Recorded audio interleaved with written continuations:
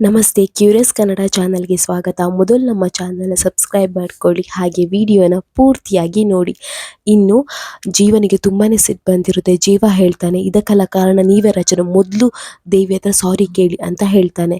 ಆಗ ಮನೆಯವರೆಲ್ರಿಗೂ ತುಂಬಾ ಶಾಕ್ ಆಗುತ್ತೆ. ಇನ್ನು ಭಾಮಿನಿ, ಕನಕಾಂಬರಿ, ರಾಣಂಗೆಲ್ರಿಗೂ ತುಂಬಾ ಖುಷಿ ಆಗುತ್ತೆ.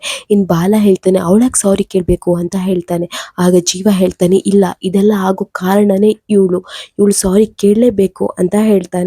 ಆವಾಗ ರಚನಾ ಹೇಳ್ತಾಳೆ, ನಾನು ಯಾಕೆ ಕೇಳಬೇಕು ಸಾರಿ ಅಂತ ಹೇಳ್ತಾಳೆ.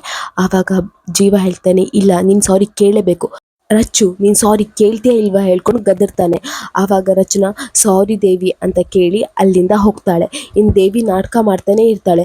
ಅಲ್ಲ ಅಣ್ಣ, ಯಾಕಣ್ಣ ಅತ್ತಿಗೆ ಸಾರಿ ಕೇಳಿಸಿದ್ಯಾ? ಅವ್ರು ಏನು ತಪ್ಪು ಮಾಡಿದ್ರು? ಅವ್ರು ಏನು ತಪ್ಪೇ ಮಾಡಲಿಲ್ಲ. ನೀನು ಸುಮ್ಮನೆ ಪಾಪ ಅವ್ರಿಗೆ ನೋವು ಮಾಡಿಬಿಟ್ಯಾ, ಅವರಿಗೆ ಮನೆಯವ್ರ ಮುಂದೆ ಎಲ್ಲ ಸಾರಿ ಕೇಳೋ ಹಾಗೆ ಮಾಡಿ ಅವರಿಗೆ ಅವಮಾನ ಮಾಡಿದ್ಯಾ ಅಂತ ಹೇಳ್ತಾಳೆ. ಇನ್ನು ದೇವಿ ತುಂಬಾ ನಾಟಕ ಮಾಡ್ತಾ ಇರ್ತಾಳೆ. ಅವಳ ಮನಸ್ಸಲ್ಲಿ ತುಂಬಾ ಖುಷಿ ಆಗ್ತಾ ಇರ್ತದೆ. ಇನ್ನು ಕನಕಾಂಬರಿಗಂತೂ ತುಂಬಾ ಖುಷಿ ಆಗ್ತಾ ಇರ್ತದೆ.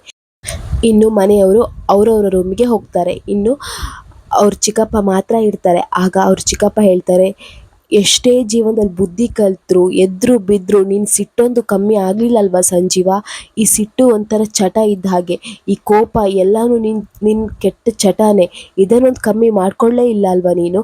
ಅಲ್ಲ, ಅವಳು ಏನು ತಪ್ಪು ಮಾಡಿದ್ಲು ಅಂತ ಅವಳ ಹತ್ರ ಸಾರಿ ಕೇಳಿಸಿದ್ಯಾ? ಇದ್ಯಾವ ರೀತಿ ನ್ಯಾಯ? ಅಲ್ಲ, ನಮ್ಮ ಮನೆಯವ್ರಿಗೆ ಯಾರಿಗೂ ಗೊತ್ತಾಗದೆ ಹಾಗೆ ಪ್ರತಿ ವರ್ಷ 5 ಲಕ್ಷ ಕೊಡ್ತಿದ್ರು, ಅದು ತಪ್ಪೇ ಅಲ್ವಾ? ಅಲ್ಲ, ನಮ್ಮ ಹತ್ರ ಹೇಳಿದರೆ ನಾವೇನು ಬೇಡ ಅಂತ ಹೇಳ್ತಿದ್ವಾ ಹೇಳು? ಅವಳು ಮಾಡಿದ್ದು ತಪ್ಪೇ ಅಲ್ವಾ? ಅದಕ್ಕೆ ರಚನಾ ಶಿಕ್ಷೆ ಕೊಟ್ಲು. ಈ ಮನೇಲಿ ಯಾರೇ ತಪ್ಪು ಮಾಡಿದ್ರು ಅದಕ್ಕೆ ಶಿಕ್ಷೆ ಅನುಭವಿಸಬೇಕಲ್ವಾ? ಅಲ್ಲ, ಇಷ್ಟು ವರ್ಷದಿಂದ ಯಾರಿಗೂ ಗೊತ್ತಾಗದ ಹಾಗೆ ಹಣ ಕೊಡ್ತಿದ್ದದ್ದು ದೇವಿ, ಅವಳು ಮಾಡಿದ ತಪ್ಪು. ಆದರೆ ಸಾರಿ ಕೇಳಬೇಕಾಗಿದ್ರು ರಚನಾನ. ಇದ್ಯಾವ ರೀತಿ ನ್ಯಾಯ ನಿಂದು? ಏನು ಸಂಜೀವ, ನೀನು ಏನು ಮಾಡ್ತಿದ್ಯಾ? ಮೊದಲು ಹೋಗಿ ರಚನಾ ಹತ್ರ ಸಾರಿ ಕೇಳು, ನೀನು ಮಾಡಿದ್ದು ತಪ್ಪು, ಅದನ್ನು ನೀನು ಅರ್ಥ ಮಾಡ್ಕೋ ಅಂತ ಹೇಳಿ ಸರಿಯಾಗಿ ಬುದ್ಧಿವಾದ ಹೇಳ್ತಾನೆ ಅವ್ರ ಚಿಕ್ಕಪ್ಪ. ಆವಾಗ ಸಂಜೀವನಿಗೂ ಅನಿಸುತ್ತೆ, ಹೌದು, ನಾನು ತಪ್ಪು ಮಾಡಿದೆ ಅಂತ ಅನಿಸುತ್ತೆ. ಇನ್ನು ಈ ಕಡೆ ರಾಣ, ಕನಕಾಂಬರಿ, ದೇವಿ ಎಲ್ಲರೂ ಖುಷಿಯಾಗಿರ್ತಾರೆ. ಆಗ ಕನಕಾಂಬರಿ ಹೇಳ್ತಾಳೆ, ಹಬ್ಬ, ನನಗೆ ಇವತ್ತು ಎಷ್ಟು ಖುಷಿ ಆಯ್ತಾ ಗೊತ್ತುಂಟಾ? ಅಂತೂ ಇಂತೂ ರಚನಾ ನಿನ್ನ ಹತ್ರ ಸಾರಿ ಕೇಳಿದ್ಲಲ್ಲ, ಅದೇ ನಂಗೆ ಸಿಕ್ಕಾಪಟ್ಟೆ ಖುಷಿ ಆಯಿತು ಅಂತ ಹೇಳ್ತಾಳೆ.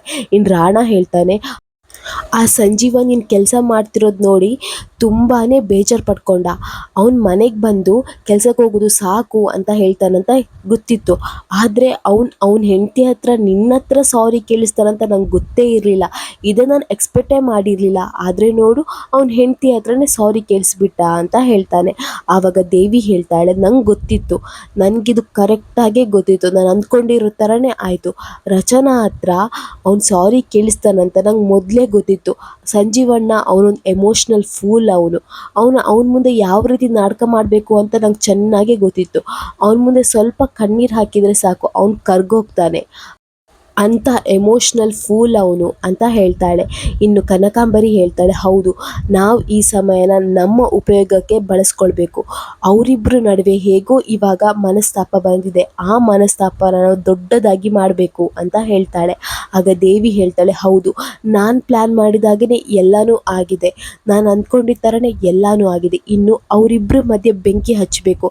ಅವರಿಬ್ಬರು ಒಬ್ರನ್ನೊಬ್ರು ನೋಡಬಾರ್ದು, ಅವರಿಬ್ಬರು ಒಬ್ಬರೊಬ್ಬರ ಹತ್ರ ಮಾತಾಡಬಾರ್ದು, ಸಿಟ್ಟಿನಲ್ಲೇ ಇರಬೇಕು. ಇನ್ನು ಅವರಿಬ್ಬರು ಜಗಳ ಮಾಡ್ತಾನೆ ಇರಬೇಕು. ಆದಷ್ಟು ಬೇಗ ಈ ಜಗಳ ಜಾಸ್ತಿ ಆಗೋ ಹಾಗೆ ನಾವೇನಾದರೂ ಮಾಡಲೇಬೇಕು. ರಚನಾ ಅಂತೂ ಅಷ್ಟು ಬೇಗ ಅವನನ್ನು ಕ್ಷಮಿಸಲ್ಲ. ಯಾಕಂದರೆ ಅವಳಿಗೆ ಮನೆಯವ್ರ ಮುಂದೆ ತುಂಬಾ ಬೇಜಾರಾಗಿದೆ, ಅವ್ರ ಮುಂದೆ ಅವಮಾನ ಆಗಿದೆ. ಆ ಕಾರಣದಿಂದ ಅವಳಂತೂ ಅವ್ರನ್ನ ಕ್ಷಮಿಸಲ್ಲ. ನಾವು ಇದೇ ಸಮಯನ ನಮ್ಮ ಉಪಯೋಗಕ್ಕೆ ಬಳಸ್ಕೊಳ್ಬೇಕು ಅಂತ ದೇವಿ ಹೇಳ್ತಾಳೆ. ಆಗ ಕನಕಾಂಬರಿ ಹೇಳ್ತಾಳೆ, ಹೌದು, ನಾವು ಈ ಸಮಯನ ಚೆನ್ನಾಗಿ ಬಳಸ್ಕೋಬೇಕು. ಅವರಿಬ್ಬರ ನಡುವೆ ಬೆಂಕಿ ಹಚ್ಚೋ ಕೆಲಸ ನಾನು ಶುರು ಮಾಡ್ತೇನೆ ಅಂತ ಹೇಳ್ತಾಳೆ. ಇನ್ನು ಈ ಕಡೆ ಜೀವನಿಗೆ ಎಲ್ಲ ನೆನಪಾಗುತ್ತೆ. ಚಿಕ್ಕಪ್ಪ ಹೇಳಿದ್ದು, ಅಲ್ಲ ಕಣು, ಅವಳು ಸೂಪರ್ ಸ್ಟಾರ್ ಕಣು, ಅವಳ್ಯಾಕೆ ಇಲ್ಲಿ ಬಂದು ಇದೆಲ್ಲ ಕಷ್ಟಪಡಬೇಕು? ಅವಳು ಈ ಮನೆಗೋಸ್ಕರ ಎಷ್ಟು ಕಷ್ಟಪಡ್ತಿದ್ದಾಳೆ ಅಂತ ನಂಗೆ ಗೊತ್ತಿದೆ.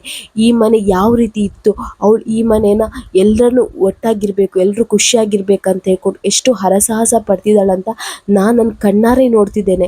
ಅಂಥವಳ ಹತ್ರ ನೀನು ಸಾರಿ ಕೇಳಿಸ್ಬಿಟ್ಟೆಯಲ್ಲ, ಅಂಥವಳಿಗೆ ನೀನು ಅವಮಾನ ಮಾಡಿಬಿಟ್ಟೆ ಅಲ್ಲ, ಇದು ತಪ್ಪಲ್ವ ಜೀವ ಅಂತ ಹೇಳ್ತಾ ಇರ್ತಾನೆ. ಅದೆಲ್ಲ ನೆನಪಾಗುತ್ತೆ. ಇನ್ನು ಜೀವ, ಬಾಲ, ಕೃಷ್ಣ, ರಚನಾ ಎಲ್ಲ ಇರ್ತಾರೆ. ಇನ್ನು ಬಾಲ ಒಂದು ಕಡೆ, ಕೃಷ್ಣ ಒಂದು ಕಡೆ ಇರ್ತಾರೆ. ಜೀವ ಮತ್ತು ರಚನಾ ತುಂಬ ದೂರ ದೂರ ನಿಂತಿರ್ತಾರೆ. ಆವಾಗ ಬಾಲ ಕಣ್ಸನ್ನೆ ಮೂಲಕ ಕೃಷ್ಣನ ಹತ್ರ ಹೋಗಿ ಮಾತಾಡು ಜೀವನ ಹತ್ರ ಅಂತ ಹೇಳ್ತಾಳೆ. ಆವಾಗ ಜೀವನ ಹತ್ರ ಕೃಷ್ಣ ಬರ್ತಾಳೆ. ಬಂದು ಹೇಳ್ತಾಳೆ, ಬೇಬಿ ನನಗೆ ನೀನು ಯಾವಾಗಲೂ 3 ರೂಲ್ಸ್ ಹೇಳ್ತಿದ್ಯಲ್ಲ, ಅದೇನು ರೂಲ್ಸ್ ಹೇಳು ಅಂತ ಹೇಳ್ತಾಳೆ.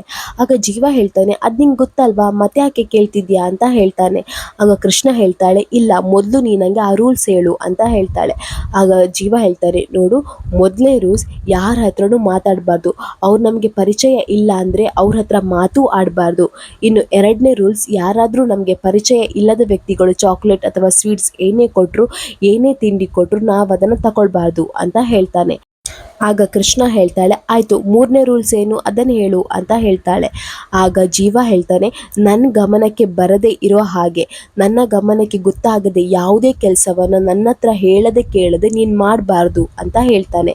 ಆಗ ಬಾಲ ಹೇಳ್ತಾನೆ, ಇದೇ ತಾನೇ ರೂಲ್ಸು, ಈ ರೂಲ್ಸು ನಿನ್ನ ಮಗಳು ಮಾತ್ರ ಫಾಲೋ ಮಾಡಬೇಕು, ಆದರೆ ನಿನ್ನ ತಂಗಿ ಫಾಲೋ ಮಾಡಬಾರ್ದಾ? ಇದೇ ತಾನೇ ಆಗಿದ್ದು.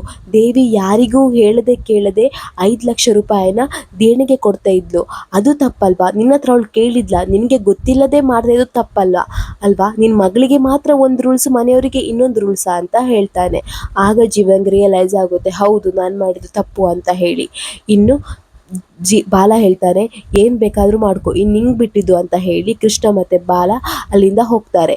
ಇನ್ನು ಜೀವಂಗೆ ತುಂಬಾ ಬೇಜಾರಾಗ್ತಾ ಇರ್ತದೆ, ಅದನ್ನು ಏನೂ ಹೇಳೋಕ್ಕೆ ಹೋಗಲ್ಲ. ಇನ್ನು ಈ ಕಡೆ ದೇವಿ ರೂಮಲ್ಲಿ ಫ್ರೆಶ್ ಅಪ್ ಆಗ್ತಾ ಕನ್ನಡಿ ನೋಡಿಕೊಂಡು ಮುಖದಲ್ಲಿ ಏನೇನೋ ಹಾವಭಾವ ಮಾಡಿಕೊಂಡು ನೋಡ್ತಾ ನಗಾಡ್ತಾ ಇರ್ತಾಳೆ.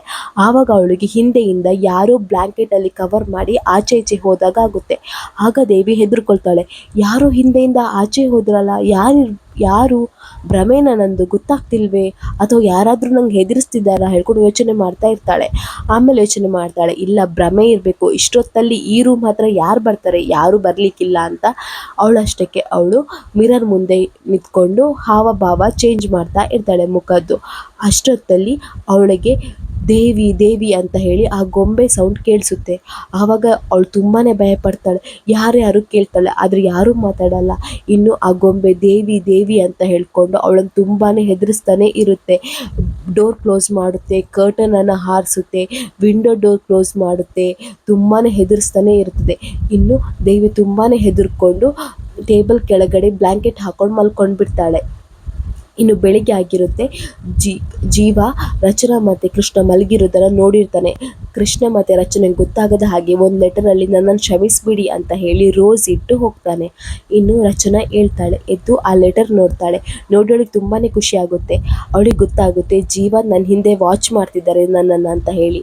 ಆವಾಗ ರಚನಾ ಸುಮ್ಮನೆ ಬೇಕಂತ ನಾಟಕ ಮಾಡ್ತಾಳೆ, ಇನ್ನೇನು ಕ್ಷಮೆ ಕೇಳೋದು, ಮಾಡೋದೆಲ್ಲ ಮಾಡಿ ಇನ್ನು ಕ್ಷಮೆ ಕೇಳ್ತಿದ್ದೀರಾ, ಈ ರೀತಿ ಕ್ಷಮೆ ನಂಗೆ ಬೇಡವೇ ಬೇಡ, ನಾನು ಇದನ್ನು ಅಕ್ಸೆಪ್ಟ್ ಮಾಡೋದೇ ಇಲ್ಲ ಅಂತ ಹೇಳಿ ಇದನ್ನು ರಿಜೆಕ್ಟ್ ಮಾಡ್ತೇನೆ ಅಂತ ಹೇಳಿ ಬೇಕಂತಲೇ ನಾಟಕ ಮಾಡಿ ಆ ಲೆಟರನ್ನು ಹರಿದು ಬಿಸಾಕ್ತಾಳೆ.